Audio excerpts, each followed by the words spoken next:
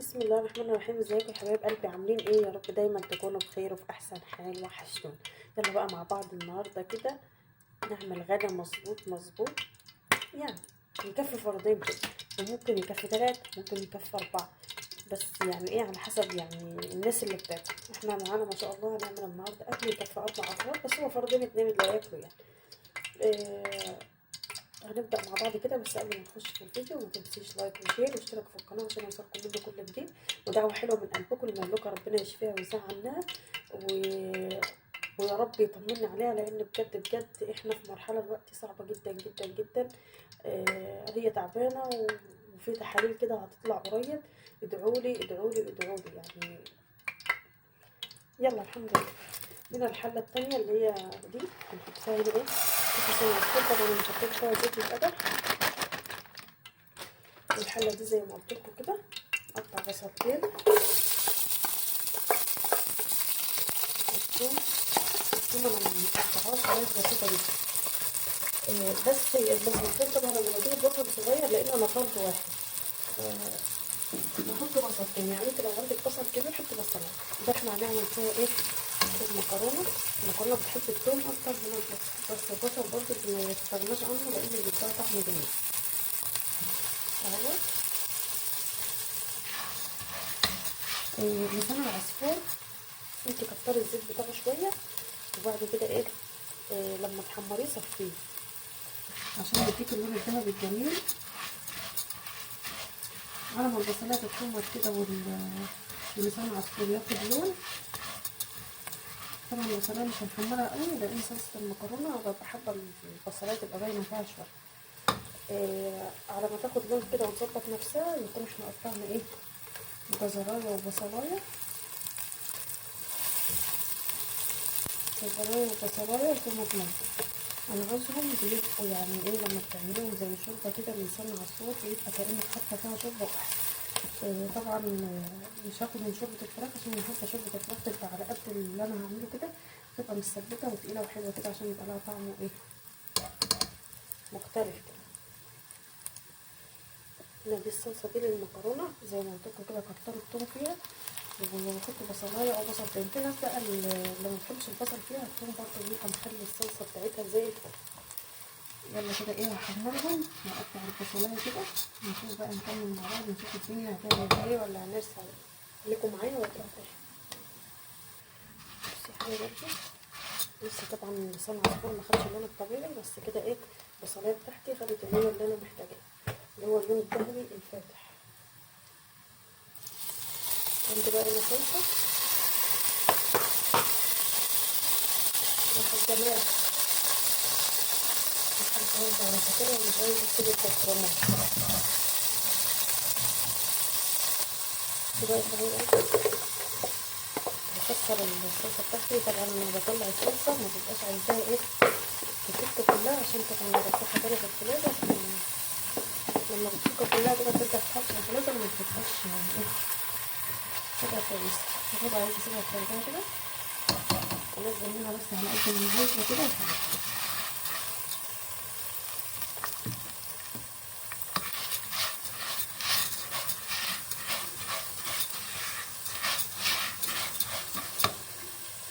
طبعا الصلصه بتاعتي تقيله، انا مسوياها قبل كده حاطه عليها زيت زي ما قلت لكم 3 شهور يعني. انا عامله الصلصه دي تقريبا بقالها 6 شهور او اكتر من 6 شهور. والله العظيم. كنت عند والدتي وزي ما عملت معاكم صلصه قبل كده بيشتغلوا منها من الشتاء اللي فات. يعني شوفوا يعني ما جربناش اي حاجه، وطبعا احنا مش هنضر نفسنا اكيد يعني. لو وحشه او فيها حاجه او طعمها متغير اكيد مش هنضر نفسنا يعني. تخزني الصلصه زي ما قلت لك، ساعه ما تخزنيها تحطي على وشها عصره ليمونه ومعلقه خل ومعلقتين زيت، هتبقى الدنيا كلها معاكي وتظبط معاكي من السنه للسنه.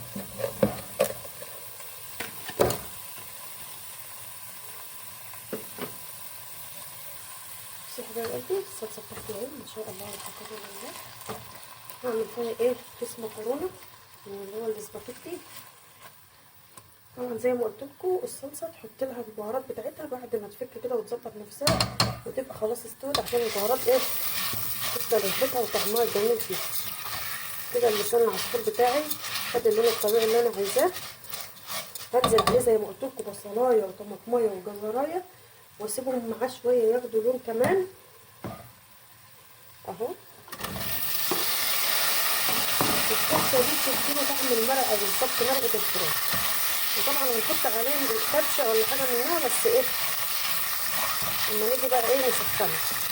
يعني احنا هنسويه تسويه طبيعيه دلوقتي اهو، وما نيجي نسخنه بقى نحط له كبشه من مرقه ايه الفراخ، ونسيبهم مع بعض كده ايه عشان الطماطم تصفي اللي فيها ونحطها في الفرن. طبعا بقى صلصتنا كده خلاص، هنزودها نقطه ماء علشان تحط براحتها.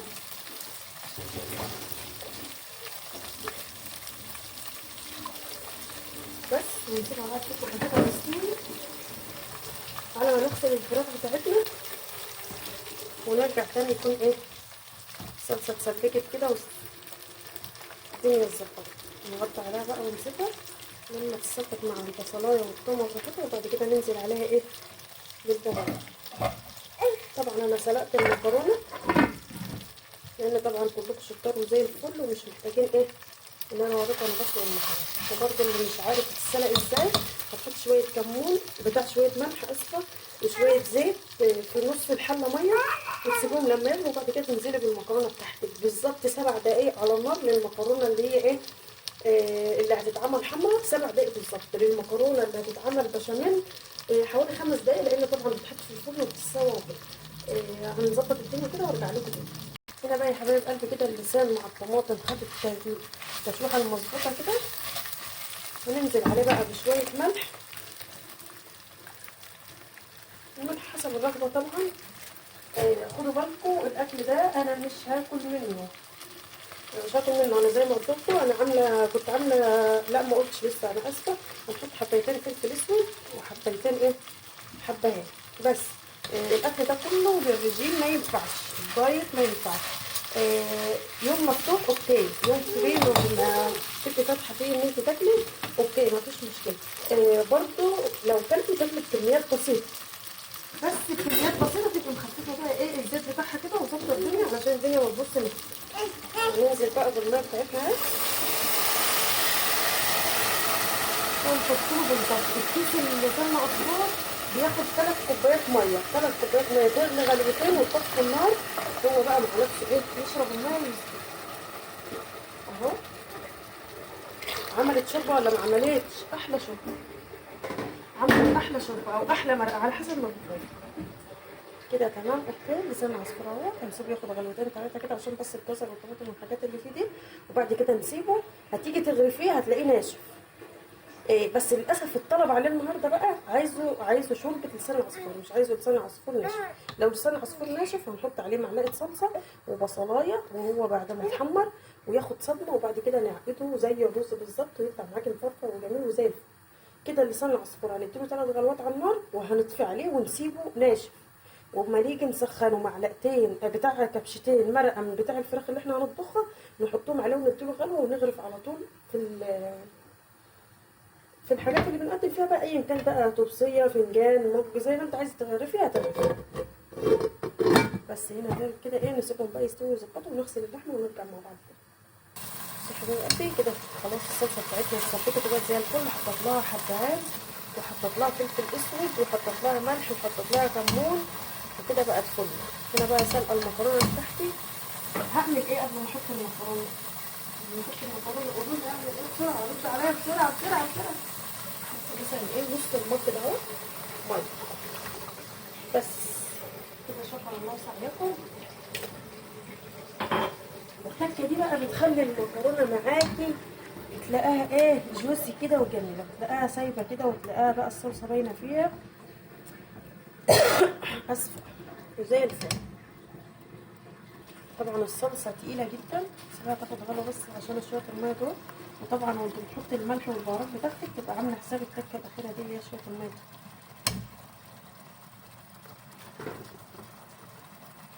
هنا المكرونه انا سلقاها اهي ان شاء الله من حاجه بالله.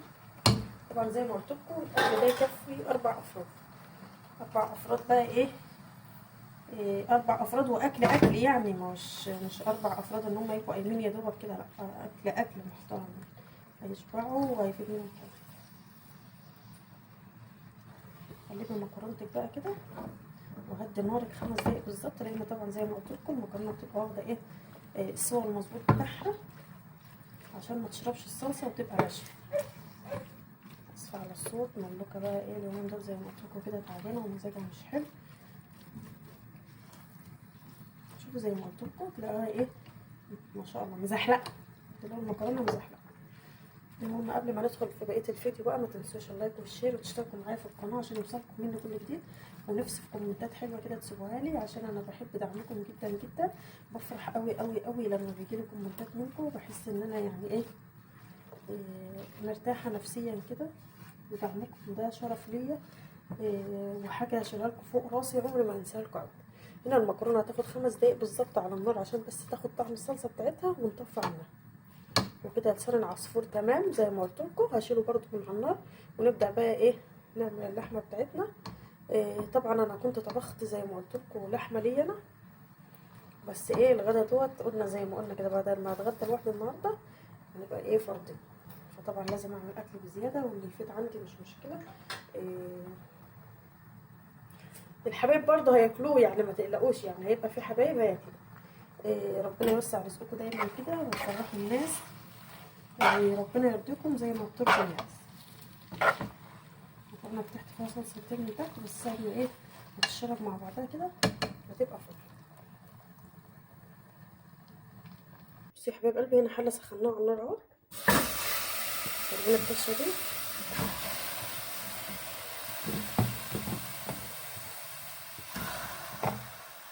لازم تسمعوا الطشه ديت، عشان الطشه ديت يعني الصدمه ديت بتخلي الفراخ ايه لو فيها حاجه من الوحشه اللي بالكم فيها دي تروح ناشفه على طول. نقفل عليها دقيقتين كده بالظبط ونعلي عليها النار، ودقيقه كده لما تنزل الميه اللي فيها نشوف هنعمل فيها ايه. ثمره الفاكهه بتاعتي اهي جات لي ملوكه منها كمان شقه، جوابها حلو قوي، بتساعد على التخسيس على فكره، ما بتضرش في الرجيم، اللي يقولك بتضر بيضحك عليك. تسيب البتاعه دي اسمها ايه اللحمه لما تنزل الميه اللي فيها، هقطع بصلايه وجزرايه وطماطمايه وشريحه ليمون وبطاطسايه. البطاطسايه بقى في الشوربه لما بتستوي كده وتطلعيه تديها حته صلصه او ما تديهاش، وتحط معلقه زيت عليها وتحطها في الفرن مع الفراخ تتحمر، بتبقى رهيبه روعه. بصي يا حبايب قلبي كده الدنيا تمام زي ما قلت لكم اهي، بصلايه وجزرايه وطماطمايه وبطاطسايه دول والله العظيم بتخلي الشوربه بتاعتك طعمها حكايه اهو، لو وحشه مش هعملها، خلي الشوربه بتاعتك طعمها روعه، بيديها كده يعني ايه سمك كده، بتبقى جميله، تحس انها يعني فيها طعم كده مميز عن اي شوربه تانيه. طبعا زي ما قلت لكم قبل كده مليون مره انا بحط الملح حتى مع الكرشه، شوف الكرشه اللي ما بتستواش الا فين وفين بحط الملح معاها، لان ما ينفعش ان انت تسيب الملح يبقى تبقى الحاجه عادة مهما تحط فيها ملح ما بتبقاش اللحمه واخده ايه راحتها. اسفه على الصوت الصعب ده. حط ايه كوبايتين 2 فلفل اسود، حبايه حبهان، طبعا انت بقى زودي على حسب الكميه، يعني لو عامله كميه كبيره حطي. والبطاطس دي بتبقى جميله لو طلعتها حمرتها في الزيت كمان بتبقى روعه. سيبها بقى كده مع نفسها تتشوح خالص، وبعد كده ان شاء رب العالمين تستوي ولنا فيديو تاني واحنا بنغرف الاكل وبنقدمه واحنا بنحمر الفراخ مع البطاطس والحاجات الجميله ديت. نكمل الفيديو مع بعض ان شاء الله. اشوفكم بخير واسيبكم بخير، يلا الى اللقاء، مع السلامه.